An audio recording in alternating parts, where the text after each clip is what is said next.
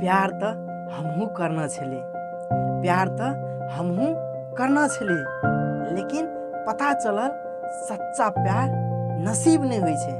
तई दुआरे हम सच्चा प्यार के सट्टा सच्चा दोस्त चुन लेली। यदि अपन जीवन में रहब सफल त कहत जानू अहाँ हमर प्राण छी। जखने भजबे असफल तखने वह व्यक्तिगत छी थू केहन घाटिया इंसान छी।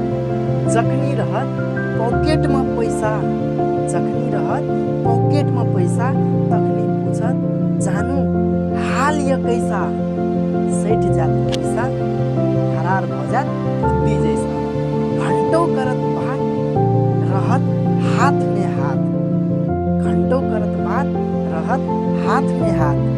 जखनी अहाँ पर आत समस्या तखनी छोड़कर चल जात कात। 2 दिन के रमझम का प्यार नहीं समझू, ई त फसाबै के एकटा झोंका छै। आई जे कहैया I love you I miss you ओ सब एकटा धोखा छै। मानू सब छी झूठ के सपना, अहाँ के रियलिटी सिर्फ छी अहाँ के अपना।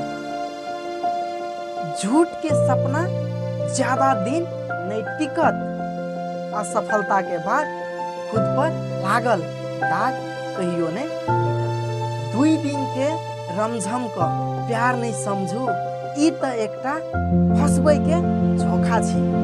2 दिन के रमझम का प्यार नहीं समझू, ई त फसबै के एकटा झोंका छी।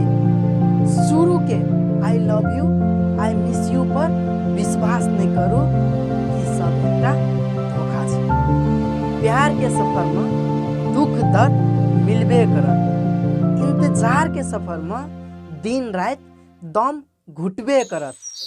अहाँ जिंदगी भर तन्हाई के गम में टूटबे करब। तेक सुंदर संधाम प्यार छे तक्कर नाम। प्यार करे वाला इंसान दिन रात नहीं करे छे कोनो काम। कुछ दिन के बाद प्यार भ जाए छे बदनाम। 2 दिन के रमझम का प्यार नहीं समझू, ई त फसबै के झोंका छी। 2 दिन के रमझम का प्यार नहीं समझू, ई त फसबै के झोंका छी। जे व्यक्ति आए अहाँ का साथ देत याद राखू, हमेशा के लागे ऊ अहाँ के धोखा छी।